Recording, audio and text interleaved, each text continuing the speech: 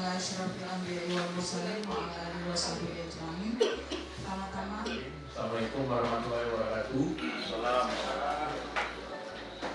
Pertama-tama kita ucapkan puji dan syukur kehadirat Allah Subhanahu wa taala terutama hidayah yang kita dapat berkumpul sini pada Diskominfo dan juga Administrator Kesehatan Ahli Muda bidang pelayanan promosi, penyuluhan keluarga berencana ahli muda dan pengelola bidang subdit pemerintahan wilayah Kota Sabang dan pengelola rencana pemerintahan umum pada Kota Sabang dan tenaga ahli program pembangunan pemberdayaan masyarakat desa, pelayanan sosial dasar, Kementerian Desa, koordinator program keluarga menengah di tahun 2024 itu kita tim percepatan penurunan stunting.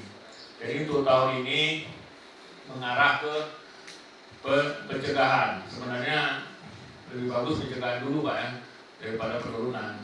Kembali, ya Pak. Karena kalau kita bilang harus mencegah daripada mengobati.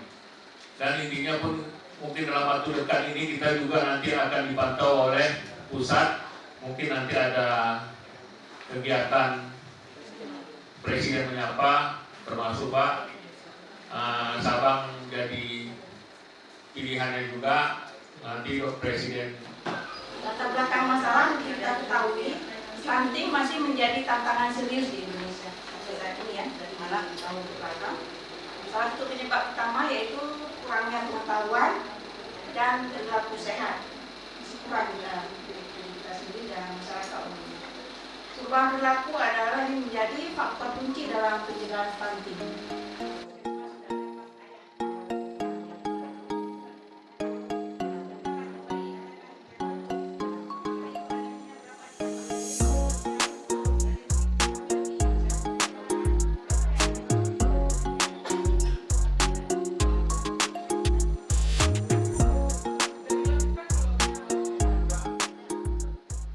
Ada 80 kelompok, ada 2.510 keluarga. Sasarannya. Ya, sasarannya PKH. untuk susu atau sebagainya itu boleh melalui posyandu dan sebagainya bebas. Tapi hari ini ternyata setelah kita evaluasi, BAAS itu tidak berperan banyak terhadap tren penurunan stunting sehingga di-upgrade lah menjadi